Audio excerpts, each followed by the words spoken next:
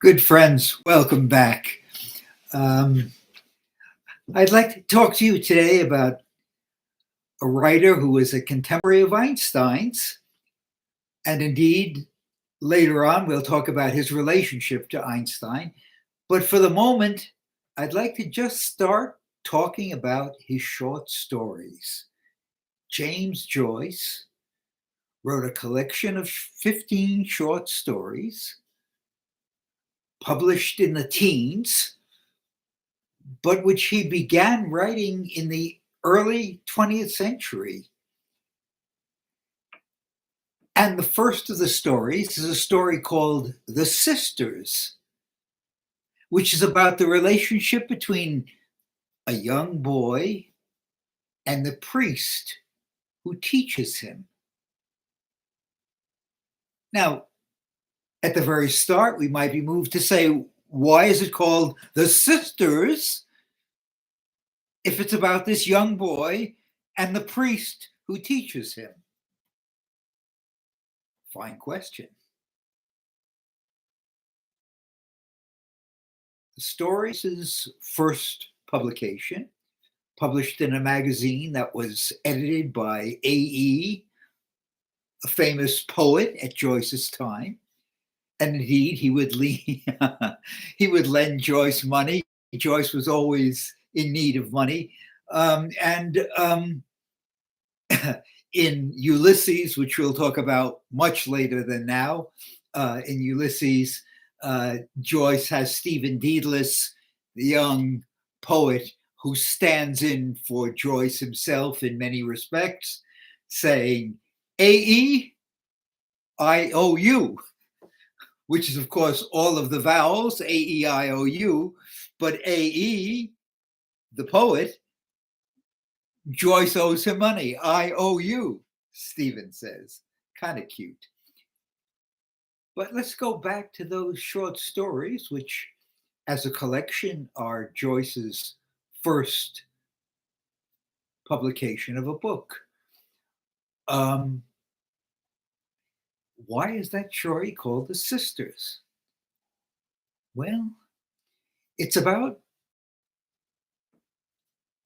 a young fellow who's moving towards teenage, who is taught religious issues by an old priest who had a stroke, and so he's partially paralyzed. He frauds a little bit at the mouth and is teaching this kid about the priesthood. And indeed, he was paralyzed in a confessional to which he had gone after dropping a chalice during the Mass. And we may be moved to say, did he drop the chalice when it had holy wine in it? Oh my goodness. Spill God's blood on the floor of the church? Is that possible? Or is something else involved?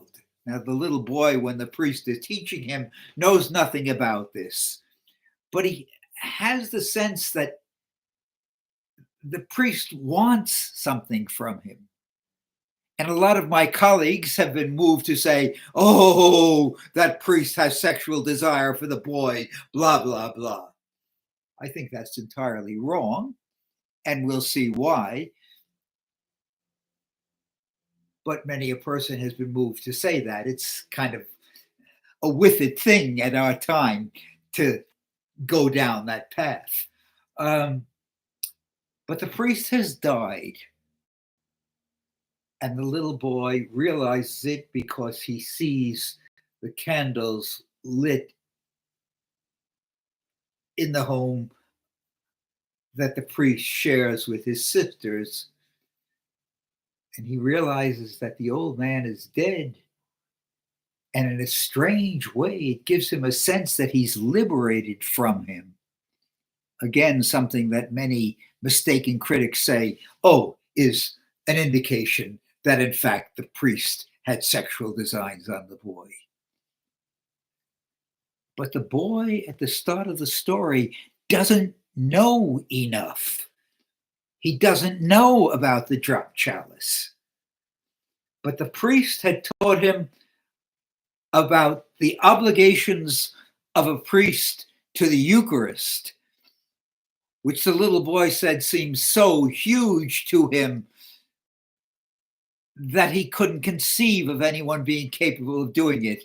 And when he said that to the old priest, the old man nodded and smiled. And then the priest also taught him about the obligations of the priest to the confessional. And the little boy was most impressed by that as well. When you go into the confessional and you hear the confession of the person, you may not share what you've heard with anyone. Well, old Cotter, a friend of the family, when he visits the family, says he would not allow that little boy to be exposed to that priest. I'll tell you what I think, he says. And then he doesn't tell what he thinks in the story. And the little boy's uncle and aunt say, oh, we think the priest had a great wish for him. And of course, those who want to think things negatively want to say, oh, the great wish is to have sex with the little boy. But what they mean, obviously, is the priest was thinking it would be wonderful for the little boy to become a priest. Well, the story continues. And the little boy's aunt takes him on a visit to the place where the priest's body is laid out, the home of the sisters, the priest's sisters. And when they walk in, the sisters offer the little boy's aunt and the little boy a little bit of apple juice and crackers. And the little boy refuses. And then the conversation takes place. And one of the sisters says, oh, poor James. You know, he dropped that chalice. Fortunately, it didn't have any wine in it. And in any case, it was the little boy's fault who was helping the priest prepare for the Eucharist. And you and I, given two excuses for this, are moved to say, wait a minute.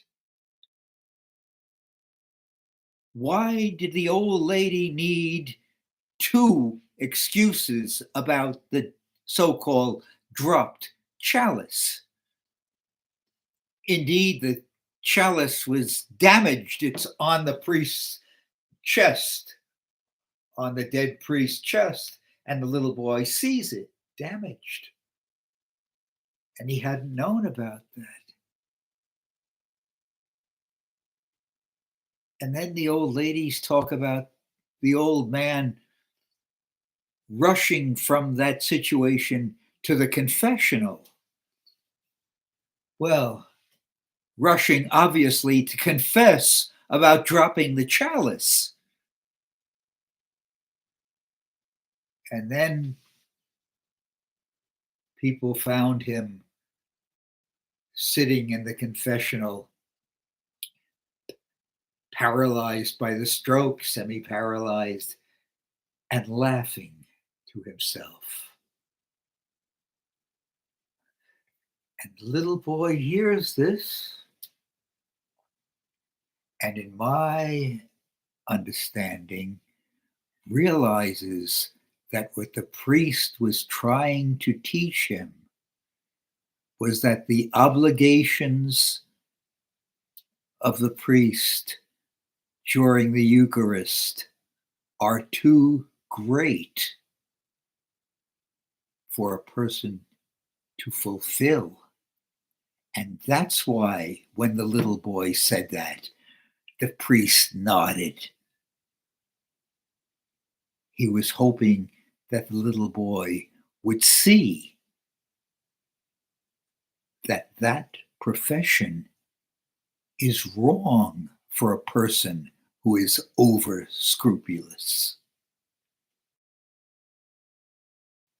Then the issue of the confessional comes up.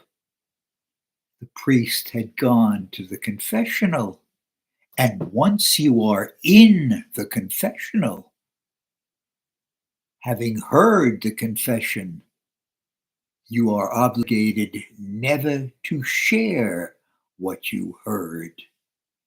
And that's why the priest couldn't directly tell the little boy about his desire to save him from entering the priesthood.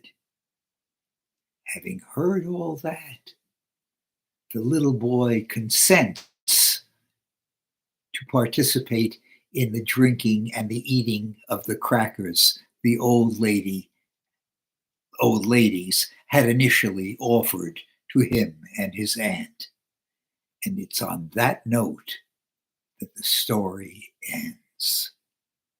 For me, a magnificent indication to all of us that we should not assume up front that we understand exactly what someone talking to us is saying. We have to have all of the necessary information, and that will enable us to rise to a higher level.